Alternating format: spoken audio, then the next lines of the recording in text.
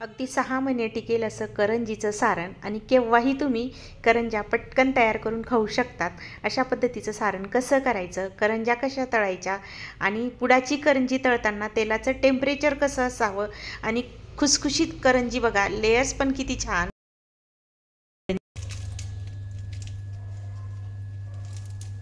खूपच खुसखुशीत आणि भरपूर पदार्थ असलेली अगदी खारीसारखी गुबगुबीत सारण भरलेली करंजी आपण तयार करायला घेऊ. नमस्कार, सरलास किचनवर आपले सगळ्यांचे पुन्हा एकदा स्वागत आहे. खुसखुशीत करंज्या करण्यासाठी आता सारण तयार करून घेऊया. सारण करण्यासाठी इथे मी 1 कपभर हा खोबऱ्याचा किस घेतला आहे. सुकं खोबऱ्याचा किस आहे आणि वजनी म्हणाल ना तर हा 150 ग्रॅम आहे. छान असा खमंग मंद आचेवर भाजून घ्यायचा. 3 ते 4 मिनिटात आरामात भाजला जातो. गॅसची फ्लेम अगदी मंद ठेवा आणि मस्त असं भाजून घ्या. मस्त कलर चेंज झालेला आहे, कुठेही न जळता छान असा आपला किस भाजून झाला आहे. आता हा किस एका भांड्यात काढून घेऊ. या भांड्यामध्ये आता भाजलेलं सुकं खोबरं मी काढून घेतलं आहे, म्हणजे सर्व जिन्नस एकाच ठिकाणी आपल्याला काढता येतील. आता सारख्याच कढईमध्ये इथे मी भाजणार आहे. तर सारख्याच कपने पाव कप रवा घेतलेला आहे. हा अगदी 0 साईजचा रवा घ्यायचा. जाड रवा वापरू नका, जाड असेल तर मिक्सरला बारीक करून घ्या. आणि आता हा सुकाच भाजते म्हणजे कोरडा भाजते. आता यामध्ये नंतर आपण अर्धा चमचा, अगदी अर्धा चमचा तूप घातलं आहे. खूप जास्त तूप आपण इथे वापरलेलं नाही.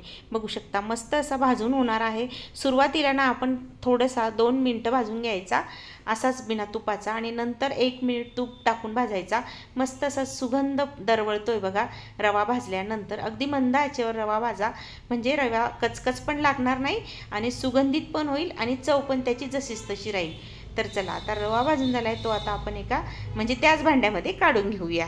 आता सारख्याच कढईमध्ये खसखस भाजायची आहे. खसखस इथे मी 2 चमचे घेतली. आपला पोहे खायचा चमचा असतो ना त्या चमच्याने 2 कप घेतली. मस्त अशी लहानसारखी फुटस्तोर भाजायची. ही पण मंद आचेवर भाजायची, नाही तर ही पटकन जळते. तर चला, खसखस छान भाजून झालेली आहे. कढईमध्ये 1 चमचाभर तूप घातलेलं आहे. हे साजूक तूप आहे, वितळलेलं नाही आहे. पोहे खायच्या चमच्याने घातलं आहे. बघू शकता अगदी मस्त असं थोडंसं वितळलं की यामध्ये ड्रायफ्रूट्स घाला. तुमच्या आवडीप्रमाणे तुम्ही ड्रायफ्रूट्स वापरू शकतात. मी इथे 5-6 काजू, 5-6 बदाम घेतले आणि 5-6 पिस्ते घेतलेले आहेत. तर आता छान असं खमंग मंद आचेवर भाजायचं. आता इथे गॅस आपला चालूच आहे. चालू असलेल्या गॅसमध्येच आपण जे जिन्नस भाजून घेतले म्हणजे रवा भाजला, खसखस भाजली आणि खोबरं भाजलेलं आहे ते यामध्ये घालायचं आहे. म्हणजे सगळीकडे आता एकजीव होण्यास याच्यामुळे मदत होईल. तर बघा इथे गॅस चालू आहे. अगदी 1 मिनिटभर सर्व जिन्नस छान असे परतवून घ्यायचे. साखर नंतर घालायची आहे मात्र आपल्याला. बघू शकता मस्त तुपाचा सुगंध सगळ्या साहित्याला आपल्या लागलेला आहे. अगदी मिनिटभर परतवून झालं. त्यानंतर पाऊण कप पिठी साखर घेतलेली आहे. ही मिक्सरच्या भांड्यामध्ये पटकन अशी दळली जाते. तुम्ही विकतची म्हणजे दुकानातून आणली तरी चालेल. आता गॅस बंद केलेला आहे मी. साखर टाकताच गॅस बंद करायचा, नाही तर साखरेचे गोळे होतील. आता पुन्हा सारखं परतवत राहायचं, म्हणजे थोडंसं गार करायचं. अगदी त्याचकडे इथं वेगळ्या कुठे काढून आपल्याला गार नाही करायचं आहे. म्हणजे ना सगळं साहित्य मस्त असं गरम पण होईल आणि मिक्स पण होईल. आता इथे मिक्स केल्यानंतर आता मस्त असा फ्लेवर येण्यासाठी वेलची पूड घालायची. इथे अर्धा चमचा मी वेलची पूड घातलेली आहे. छान असं मस्त शेवटी आपण घालायची, म्हणजे तिचा फ्लेवर अगदी शेवटपर्यंत तसाच राहतो. सारण बघा किती मस्त तयार झालं आहे. सारण असं निगुतीने तयार करा. हे सारण तुम्ही 2 ते 3 महिने आरामात वरती ठेवू शकतात आणि ते राहतं पण. आणि फ्रीजमध्ये पण तुम्ही 6 महिने याला ठेवू शकतात. वेळेला म्हणजे याच प्रमाणात तुम्ही जास्त घेऊन पण करू शकतात. तुम्हाला जशा आवडतील तशा मस्त गरमागरम करंज्या करण्यासाठी असं सारण नक्की करा. बघा आता आपलं हे सारण तयार झालं आहे. आणि माझं एकच म्हणणं आहे की तुम्हाला जर माझे व्हिडिओ आवडत असतील ना तर चॅनलला नवीन असेल सबस्क्राईब करत जावा आणि एखादा लाईक तर नक्कीच देत जा. चला, सारण झालेलं आहे तयार. आता याला गार करायला मी ठेवणार आहे. गार झालं की एखाद्या बरणीत, एखाद्या डब्यात भरून ठेवायचं. करंज्या तयार करण्यासाठी छान असं सारण आपलं तयार झालेलं आहे. या सारणामुळे ना तुमच्या करंज्या अजिबात खुळखुळा होणार नाही, म्हणजे आतलं सारण खुळखुळ्यासारखं वाजणार नाही. कारण काय केलं आपण, गरम कढईमध्ये सगळं साहित्य पुन्हा एकदा परतवून घेतलं होतं. त्यामुळे सगळं साहित्य छान असं एकजीव झालेलं आहे. तर आता पारीचं पीठ मळून घेऊया. सारख्याच कपने इथे मी 1.5 कप मैदा घेतला आहे. तुम्ही 1 कप मैदा, अर्धा कप बारीक साईजचा रवा घेतला तरी चालेल. त्याही करंज्या खूप छान होता. ह्याही पण छान होतात.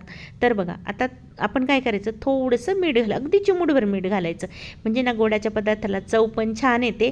तर आता इथे घातलेलं आहे तेल, 1 पळीभर तेल मी इथे वापरलेलं आहे. गरम वगैरे काहीच नाही करायचं, अगदी साधं आपलं बरणीतलं तेल घेतलं आणि ते टाकलं. सगळ्या पिठाला छान असं चोळून घेतलं आहे बघू शकता. आणि अगदी थोडं थोडं पाणी घालायचं, एकच दम पाणी घालू नका. थोडं थोडं घातल्यामुळे काय होईल, घट्टसर गोळा आपल्याला मळायचा असल्यामुळे त्याच्यामुळे मदत होईल. तर आता बघा इथे मी अगदी थोडं थोडं पाणी घालून अगदी घट्ट असं पीठ आपलं मळून घेतले. आपण पुऱ्यांचं कणिक मळतो ना, त्यापेक्षा थोडंसं घट्ट मळायचं, म्हणजे कडक मळायचं. कारण आपण ना याला मस्त छान असं झाकून आणि मुरू देणार आहोत, म्हणजे याला अगदी मऊसूत त्याचं होणार आहे. आपल्याला अजिबात नंतर मेहनत घ्यायची नाही आहे. आता हे पीठ छान असं मळून घेतलं, झाकून ठेवते. झाकून चांगलं 3 ते 4 तास ठेवा. तुम्ही 5-6 तास ठेवलं ना तरी चालेल, इतक्या सुंदर आपल्या करंज्या होतील याच्या. पीठ मात्र अगदी कडक मळायचं आहे. मला फक्त अर्ध्या ग्लासपेक्षाही कमी पाणी लागलेलं आहे, म्हणजे मी तुम्हाला म्हटले ना अगदी थोडं थोडं घालून मळा, याचकरता म्हटले. अगदी कडक मळलेलं आहे आणि झाकून ठेवलं. इथे बघू शकता आपलं पीठ किती छान असं मऊसूत झालेलं आहे. बघू शकता मी हात लावताच अजिबात नंतर काही मळलं नाही, काही नाही. मी मात्र इथे 4-5 तास लावले होते. मला जरा कामं होते, तर मला माहिती होतं हे पीठ मी जितकंही ठेवणार आहे तितकं ते छानच होणार आहे. म्हणून तुम्हाला सुरुवातीलाच सांगितलं, तुम्ही 5-6 तासाने जरी तुम्ही करंज्या लाटायला घेतल्या ना तरी चालेल. पीठ बघा अजिबात मेहनत मला नंतर घ्यावी लागली नाही. आता आपल्याला पाऱ्या तयार करण्यासाठी सुरुवातीला साठा तयार करून घ्यायचा आहे, म्हणजे आपल्याला पुडाची करंजी करायची ना, त्यामुळे साठा तयार करण्यासाठी पोहे खायच्या चमच्याने मी इथे 3 चमचे तूप घेतलेलं आहे. आणि जेवढं तुम्ही तूप घ्याल तेवढेच चमचे तुम्ही मैदा घ्या किंवा कॉर्नफ्लोअर घ्या. कॉर्नफ्लोअर घेतलं ना नक्कीच चांगलं राहील. माझ्याकडे आज नव्हतं तर मी मैदा वापरला. मैदाही वापरलात, नसेल कॉर्नफ्लोअर तुमच्याकडे तर चालू शकतं, पण असलं तर नक्की घाला हां. तर चला आता इथे 3 चमचे तूप झालेलं आहे आणि 3 चमचे मी इथे मैदा टाकलेला आहे. साठा तयार करताना चांगलं असं मिक्स करून घ्या, म्हणजे एकजीव होईल आणि तुम्हाला लावताना अजिबात त्रास होणार नाही. म्हणजे साठा जेव्हा आपण पारीवर लावतो ना त्यावेळेस असा त्रास नाही होणार. बघू शकता मस्त असा साठा तयार झाला आहे. आता आपण ह्याच्या पोळ्या लाटणार आहोत, तर याचे मी 4 भाग करते. आता पिठाचे आपण गोळे करून घेऊया. समान आकारात मी इथे 4 गोळे करणार आहे, म्हणजे एवढ्या पिठात 4 गोळे होतात, म्हणजे 4 गोळ्याच्या पोळ्या पण अगदी एकसारख्या होतात. आता गोळे करून साईडला ठेवायचे आणि पोळी लाटायला घ्यायची. आता पोळी लाटताना अजिबात मला इथे पिठाचा किंवा तेलाचा वापर करावा नाही लागलेला आहे. अगदी मस्त पोळी आपली लाटून झालेली आहे. आता ही पोळी आपण रोजची पोळी करतो ना त्यापेक्षा पातळ लाटायची. आकाराचा काही एवढा प्रश्न नाही इथे, पण पोळी मात्र थोडी पातळच लाटायची, कारण मी नंतर पुन्हा लाटून नाही घेतलेलं. आणि जर तुम्ही पुन्हा लाटून घेत असाल तर मग छोट्या छोट्या केल्या आणि पुन्हा एकावर एक ठेवून परत एकदा लाटून घेतलं तरी चालेल. तर मी एकाच वेळेस मात्र ना मोठ्या करून घेतलेल्या आहेत. बघू शकता अशा पद्धतीने मस्त अशा पातळ पोळ्या मी लाटून घेतल्या आहेत, अगदी एकसारख्या. बघू शकता अशा पद्धतीने लाटल्या आहेत. 4 पोळ्या माझ्या आता लाटून झालेल्या आहेत. आता आपण साठा लाटून घेऊ. एक पोळी पहिले काढायची. पोळी टाकताना थोडंसं ना मैदा भुरभुरवा. माझ्याकडनं नाही टाकला गेला तर बघा थोड्याशा अशा चिटकल्यासारख्या होतात. लगेच करायला घेतलं म्हणून निघाल्या त्या, नाहीतर निघाल्या नसत्या. मी थोडी विसरले. प्रत्येक पोळीवर अगदी व्यवस्थित असा साठा लावून घ्यायचा. साठा लावल्यामुळेच आपली ही पुडाची करंजी मस्त अशी खुसखुशीत होणार आहे. आणि सर्वीकडे अगदी एकसारखा लावला ना पूड पण अगदी व्यवस्थित होतील. आता इथे बघा सगळा साठा माझा एका पोळीला लावून झालेला आहे. आता अशाच पद्धतीने दुसऱ्या पोळीलाही आपल्याला लावायचा आहे, म्हणजे आपण 4ही पोळ्यांना आता साठा लावून घेतलेला आहे. हा साठा अगदी एवढा याला पुरेसा होतो. आणि आता आपण याची मस्त अशी सुरळी करूया, म्हणजे रोल करूया. अगदी दाबत दाबत जायचं, अजिबात हळूवार घ्यायचा नाही. असं तुम्ही अगदी दाबत दाबत न्याल ना तर पूड अजिबात तेलात सुटणार नाही आणि करंजीचा पूड अगदी व्यवस्थित शेवटपर्यंत जसाच तसा राहील. आता इथे मी पूर्ण असा रोल तयार करून घेतला आणि त्यानंतर पुन्हा एकदा त्याला असा लांबट करून घेतला आणि शेवटचा भाग जो असतो ना चिटकवायचा तो पुन्हा हाताने मी चिटकवून घेतला पोळीचा, म्हणजे तो पदर सुटणार नाही.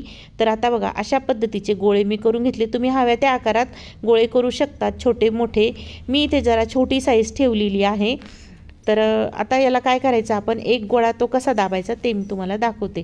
हे काय करायचं, एका भांड्यात मात्र त्याआधी काढून घ्यायचे आणि झाकून ठेवायचं, नाही तर ते कोरडे पडतील.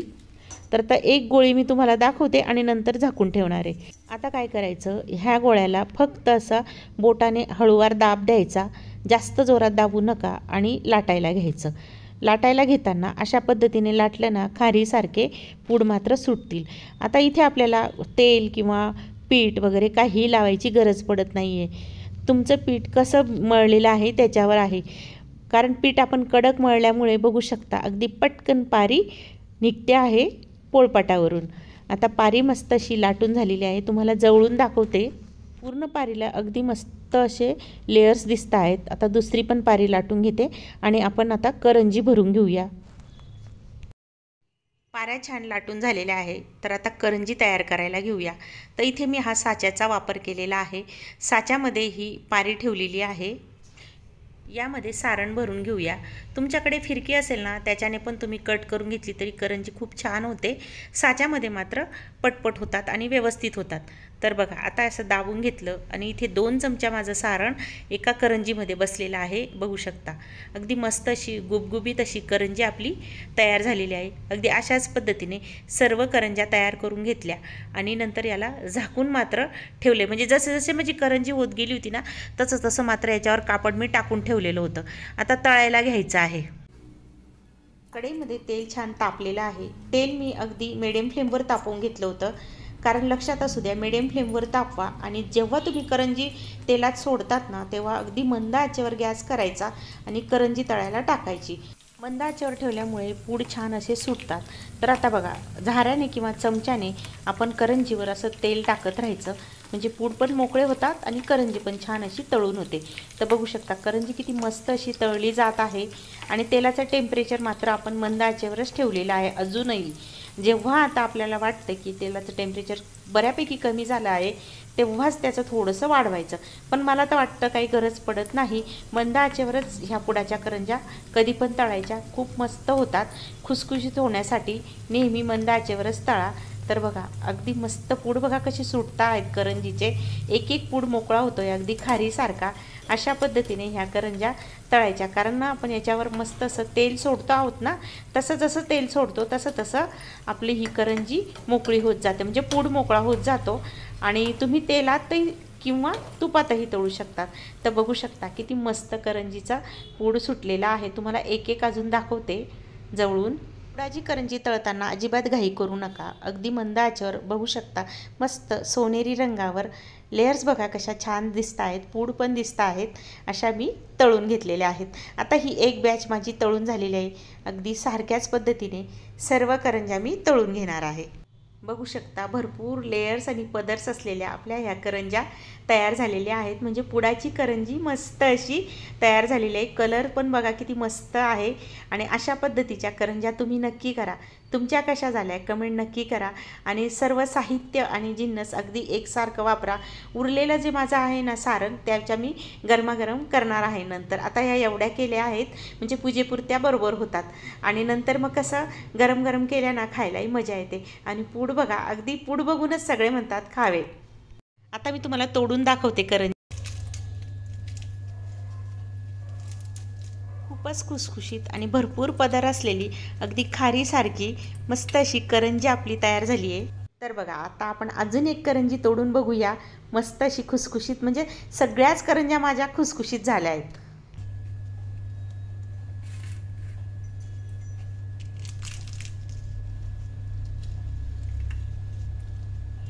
करंजीमध्ये सारण पण बघा किती मस्त आहे. अगदी काठोकाठ सारण भरल्यासारखी करंजी आपली तयार झालेली आहे. अशा करंज्या तुम्ही नक्की करा. ह्या दिवाळीचा आनंद द्विगुणित करा आणि तुम्हाला दिवाळीच्या खूप खूप शुभेच्छा. व्हिडिओ बघितला त्याबद्दल खूप खूप धन्यवाद. सबस्क्राईब मात्र करून जावा हां.